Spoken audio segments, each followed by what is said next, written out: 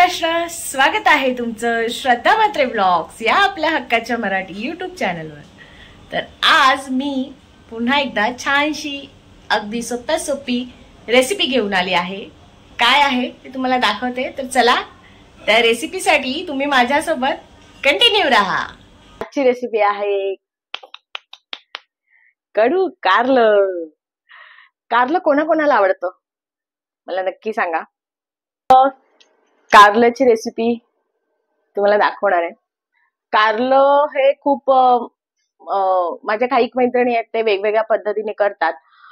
म्हणजे कोण कोण कारल्याचं जे वरचं साल असतं, म्हणजे दाखवते बघा, हे जे वरचं आहे ना, तर ते कोण कोण काढतात, कोण कोण उकळून घेतात। हे आपण भरलेलं कारलं करणार आहे। मी तुम्हाला भरलेलं कारलं दाखवणार आहे। ह्याच्या आतमधला हा जो पार्ट आहे, हा बघा, हा मी पूर्ण काढलेला आहे आणि याच्या आतलंच काढायचंय, बाकी पूर्ण सगळं दाखवेन। तर खूप जणी वरचं कव्हर काढतात। शेवटी कारलं आहे ते कडू असतंच, पण मी जे दाखवेन आणि मी जे तुम्हाला आज रेसिपी दाखवणार आहे त्या रेसिपीमुळे कारलं कडू अजिबात लागणार नाही। तर चला।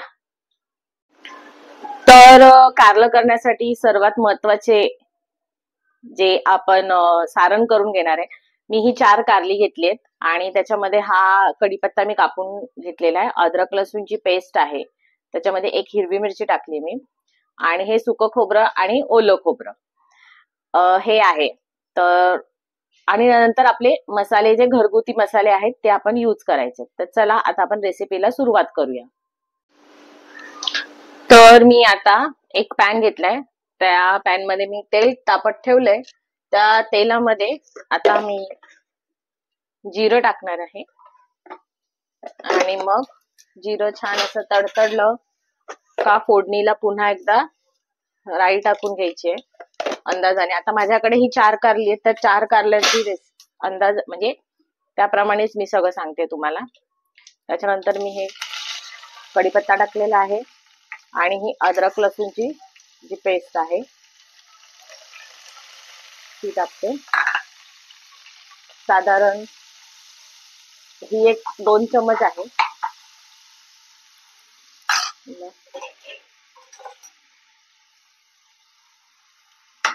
छान अशी परतून घ्यायचे। अद्रक लसूणचा जो उगरट वास आहे तो जाण्यासाठी चांगली परतून घ्यायचे। कढीपत्त्याचा छान स्मेल येतो, त्यामुळे कढीपत्ता टाकाच तुम्ही।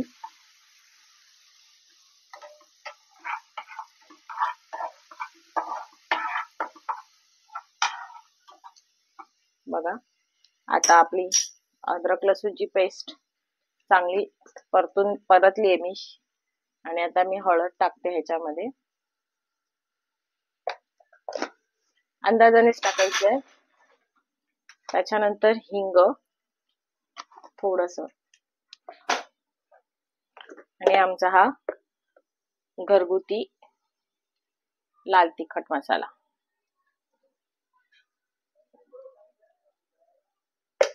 1-1.5 चमच टाकलेला आहे।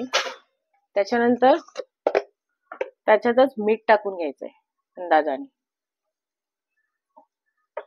पुन्हा नंतर वरून टाकायचं नाहीये। आणि हे छान असं परतून घ्यायचंय।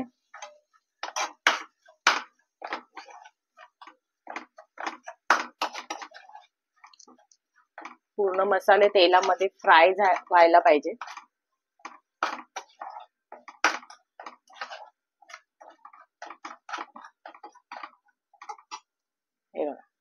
छान असे फ्राय झालेत। त्याच्यानंतर मी हे जे बोललेली होती सुकं खोबरं, साधारण मी 2 चमच घेतलंय सुकं खोबरं। सुकं खोबरं घ्यायचं कारण थोडस छान टेस्ट येते खोबऱ्याने। आता माझ्याकडे 4 आहेत कारली, तर मी 2च चमच घेतले। आता हे ओलं खोबरं आहे, ओलं खोबरं तुम्ही थोडस जास्तच टाका, म्हणजे आपलं सारण आता हे बनवतो आहे ना त्याच्यामुळे।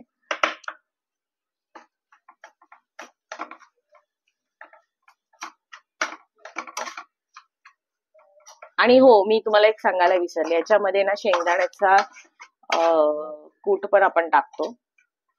हे छान असं आता ओलं खोबरं टाकलेलं, तर आता परतून घ्यायचंय पूर्ण, असं मसाला लागला पाहिजे त्याला. आणि आता ह्याच्यावरती आपण शेंगदाण्याचा कूट टाकणार आहे.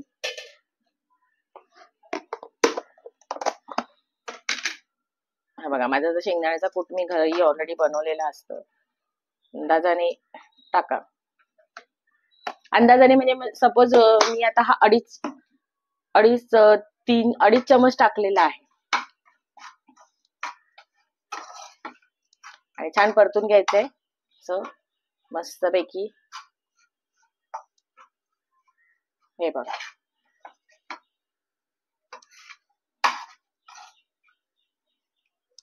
आता कोण कोण लिंबू पिळतं, कोण कोण म्हणजे असं उकळून घेतात. कारली बिरली काही उकळून घ्यायची गरज नाही.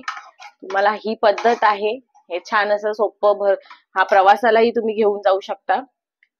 आता मी हे गॅस बंद करते आणि हे थंड करायला ठेवणार आहे. आणि असं हा, मी तुम्हाला सांगणार होती की हे प्रवासाला घेऊन जाऊ शकता, किती खूप दिवसही राहू शकतं. एक थंड ठिकाणी तुम्ही जात असाल तर 5-6 दिवस आरामात राहील. पण प्रवासाला हे भरलेलं कारलं म्हणजे खराब होत नाही. आणि ह्याच सारणामध्ये तुम्ही भरलेली वांगी करू शकता, अजून भरलेली सिमला मिरची करू शकता. खूप काही हे सेम सारण आहे, तसं सेम सारण म्हणजे करून तुम्ही दुसरी कुठलीही भाजी भरून करू शकता. आता मी तुम्हाला मगाशी बोललेली होती हे कारलं, मी ह्याचं वरचं काहीच काढलेलं नाहीये. सांगितल्याप्रमाणे मी हे मधला जो भाग आहे हा आतमधलं काढून घेतलंय. वाफवणार नाहीये, काही नाहीये, तुम्हाला सांगेन. आता हे थंड झालं का सारण ह्याच्यामध्ये आपण सगळं भरून घेऊया आणि मग तुम्हाला पुढे मी सांगते काय करायचं. तर आता बघा, सारण पूर्ण थंड झालंय. मी आता पूर्ण असं छान असं मिक्स करून घेते. मी ह्याच्यातच ठेवलंय, कारण काय ह्याच्यातच भरायचं आणि ह्याच्यातच परत फ्राय करून घ्यायचं. तर आता हे बघा, आपला हा कुठे गेला कापलेला, हा आता कापलेला भाग आहे, ह्याच्यात असं छान असं भरून घ्यायचं. जेवढं जास्त सारण भराल ना तेवढी कारल्याला टेस्ट म्हणजे छान लागतं.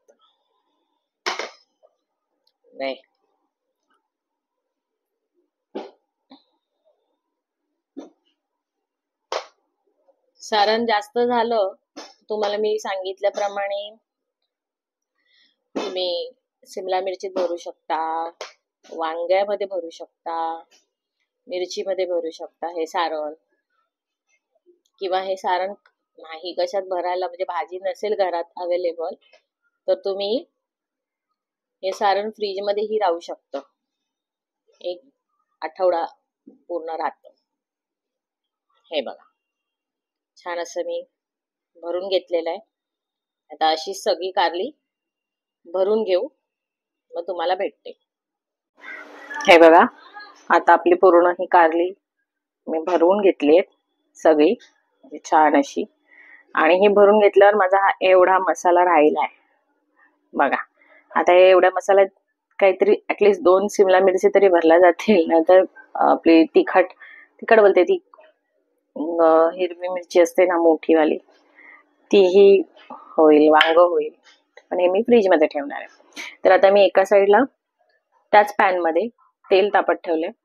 काही पॅन बी धुवायची गरज नाहीये, तो मसालाच आहे, त्यालाच लागणार आहे. तर आता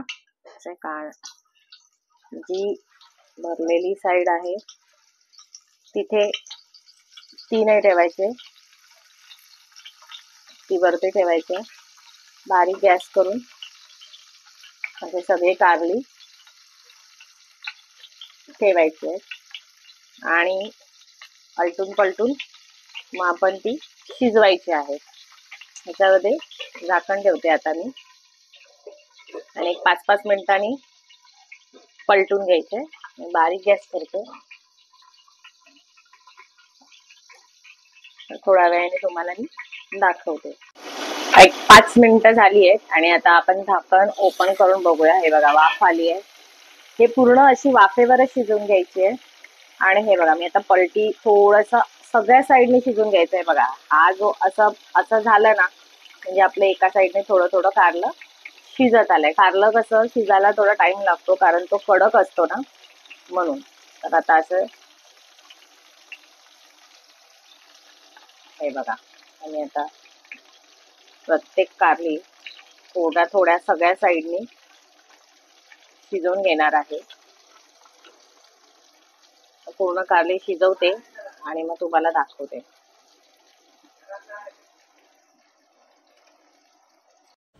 हे बघा कारली भरलेली आहे. आपलं शिजून छानशी रेडी झालेत. अशी शिजायची असतात. हे बघा हे असं थोडंसं ब्राऊन ब्लॅक मध्ये असं शिजून घ्यायचंय. पूर्ण शिजलेलं आहे कारलं. एकदम मऊ मऊ सूत झालेलं आहे. हे बघा पटकन तुटतंय. मेन कारलं शिजलं पाहिजे. तुम्ही कारलं भाकरी बरोबरही खाऊ शकता आणि चपाती बरोबरही खाऊ शकता. तर किती छान दिसतंय बघा. माझी कारली रेडी झाली आहे बघा. टिंग टिंग टिंग आहे की नाही. किती यम्मी यम्मी टेस्टी वाटतायत. तर तुम्हाला भरलेली कारली कशी वाटली हे मला नक्की कमेंट करून सांगा. आवडलं असेल तर लाईक करा, शेअर करा आणि सबस्क्राईब करायला विसरू नका. बाय.